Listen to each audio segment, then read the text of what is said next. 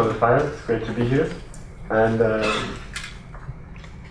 so the focus of my talk is not so much on the technical details about the build of technology, because you'll find that on the website, but more the global context and two concepts of energy miracle and unidentified energy projects, which are ideas. The first comes from Bill Gates, who made a TED presentation saying that we really need to get our emissions down to zero and that we need energy miracles to do that. So he makes a good case in that talk. And the second comes from the International Energy Agency, who brought out this graph here, that where they put together all the energy that they think is going to come online, like all the projects that exist or that they think will exist, and they arrived with this white line on top, which shows that the energy will continue to rise, but they had no energy to make that prediction, so they just said that there'll be unidentified energy projects that will simply come into existence and increase world energy production. So this talk will be focused on that.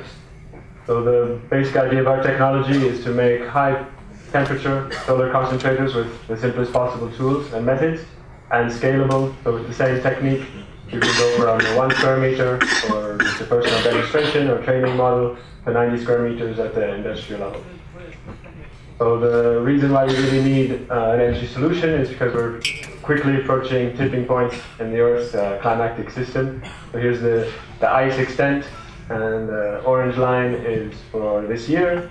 So we've completely broken the previous record, and we're way below what is normal for ice in the Arctic.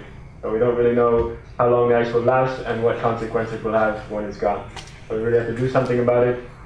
And this graph really presents what's happening by Dr. James Hansen. And when carbon, these lines represent carbon in the atmosphere, and when carbon is put into the atmosphere, at first the oceans absorb, the biological sphere absorbs the carbon, so quickly it'll go back down.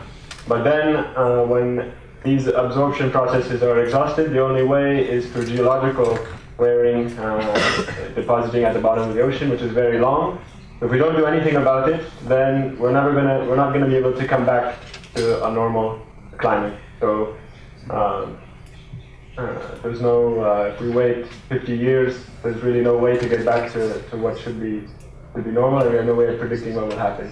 So we really have to solve the climate problem in the next 10 years, and maybe we have 20 if we're really lucky, but if we don't have a solution already happening by 10 years, and I'm confident will work, then we're totally running into the complete unknown. So this whole problem is caused by energy. Here's a chart of the world's energy consumption. And so this transport of 4 terawatts, electricity is 2 terawatts, but to generate that 2 terawatts of electricity, there's 3 terawatts of waste in the generating process and in distributing energy.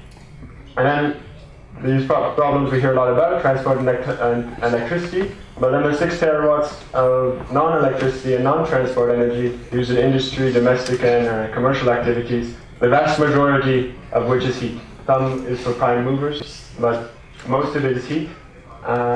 And this is really much easier problem to solve than electricity and transport, because these heating needs, they don't move, and you need a lot lower quality energy. There's a vast amount of volume, but the quality of the energy is very low, so it's easy to generate. And so in the developing world, wood is used, and so this has a huge impact on the biosphere. People have to go and collect it, and it creates a lot of smoke, which is one of the leading causes of the lung disease. So one of the leading causes of death in the world is just smoke from fire pollution and coal pollution.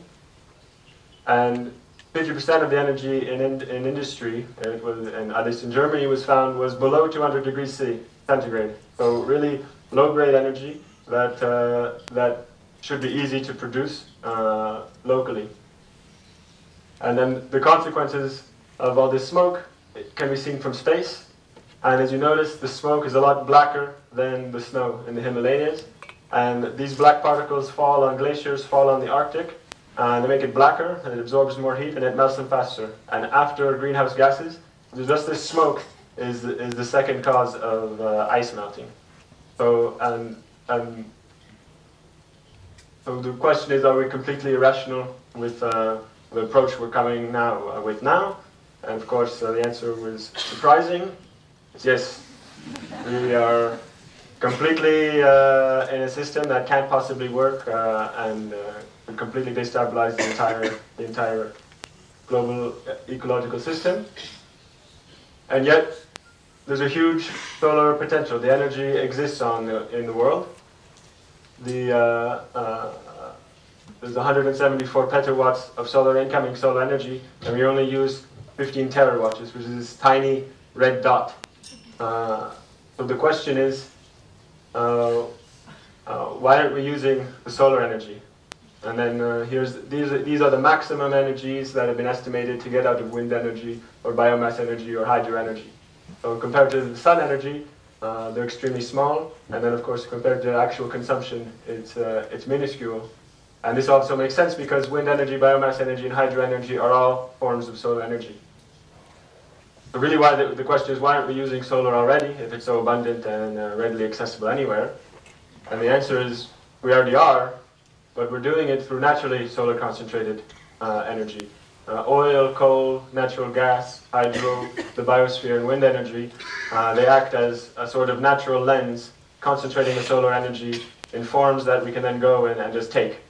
But the problem is that it's incredibly inefficient.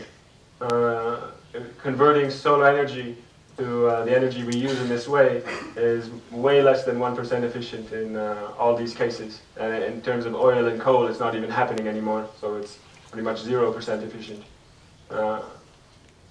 Whereas with solar, so the question is, can we just concentrate the solar energy ourselves and cut out the biosphere and our impact on the ecosystem and public health? And so the answer is yes. By just mirror surface, we can concentrate the light, get a heat source, and then use that heat source for our applications and needs.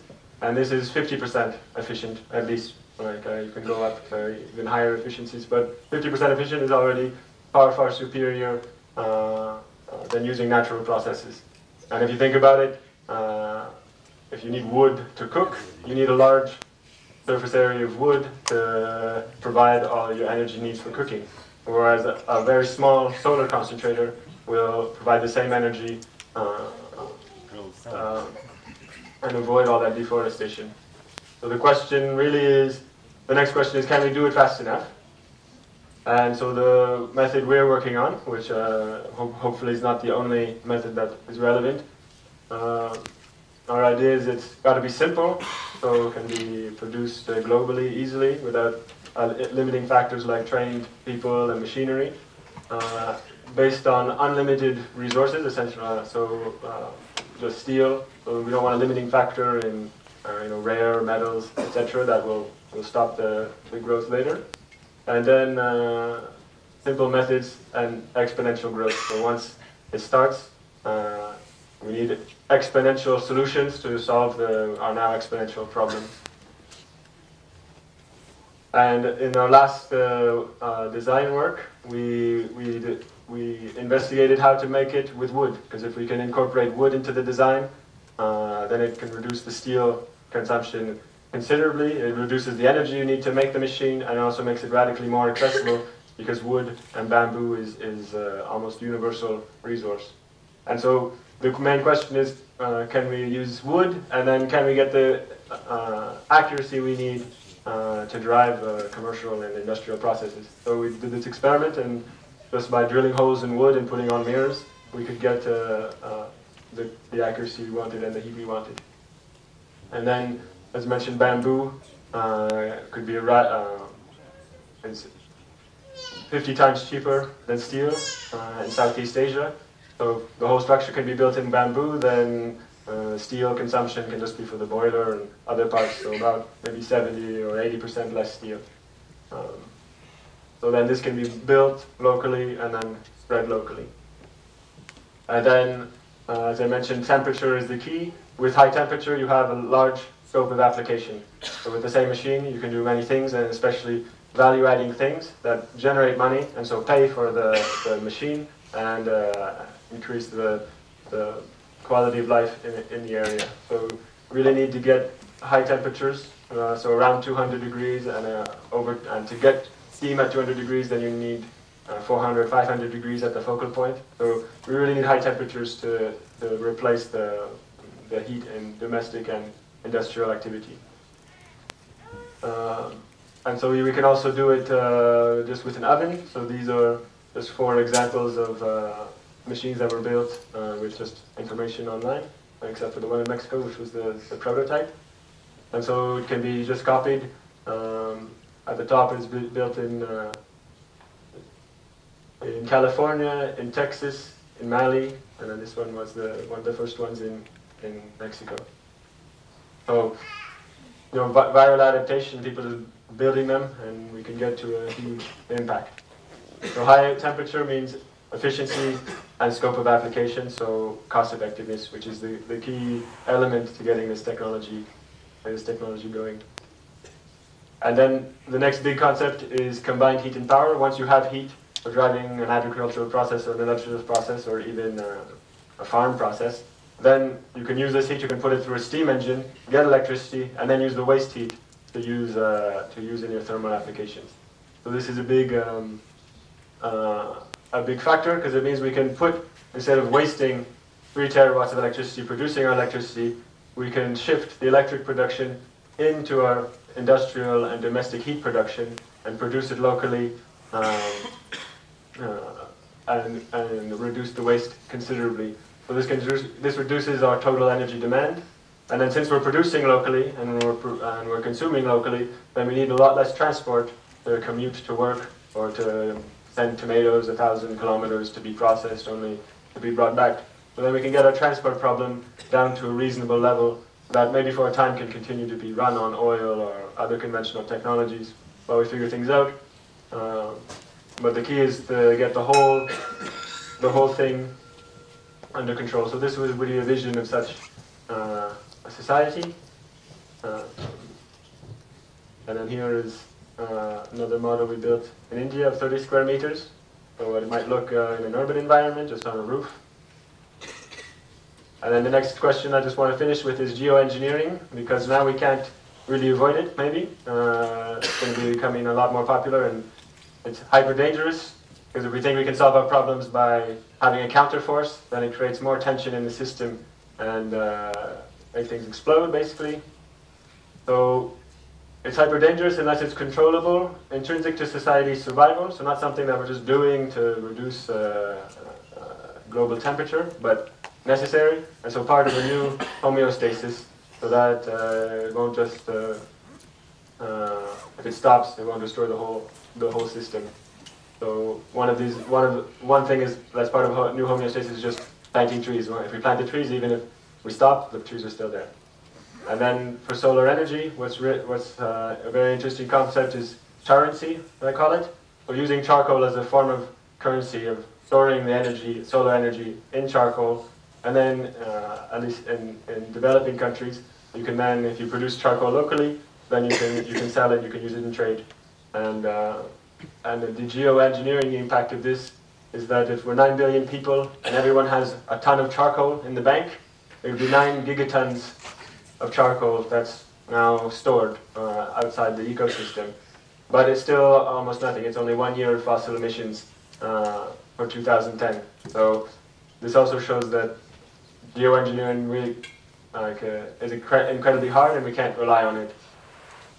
And it also, with charcoal, producing charcoal with solar energy, then we can also use it in transport because it has a high energy density, so 29 megajoules per kilogram, whereas the lithium battery is 1.8. And the last concept I'd like to end with, which is the giant reflector project. Many people propose building giant reflectors to cool down the Earth. So let's imagine that if we had this great solar economy and solar concentrators building everywhere, what would be the impact on the climate? And if you go through the calculations and you even say that we'll have 5 times more energy consumption, so everybody living at a North American energy consumption level, and you put in some other assumptions, we need 200 billion square meters of mirror.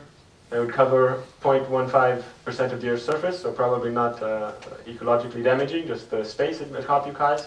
It would be 80 square meters per person, and it would reflect on average 0.073 watts per square meter of the globe. So again,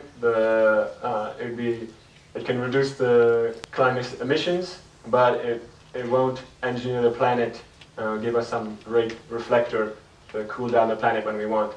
So we really need to get emissions under control. And so on industrial scale, this would be a 90 square meter machine to get the idea of the scale. And if we all had, today the average energy consumption per person is about this size machine. So here there's 8 square meters. And this machine is built to be modular, to be expanded on the sides, and then get up to 30 or 40 square meters. So as you need more energy, you can augment the machine. And so to conclude, what we're really trying to do is integrate 4 areas: ecological, technical, social, and economic, and then converge them in one energy solution. So thank you for your time.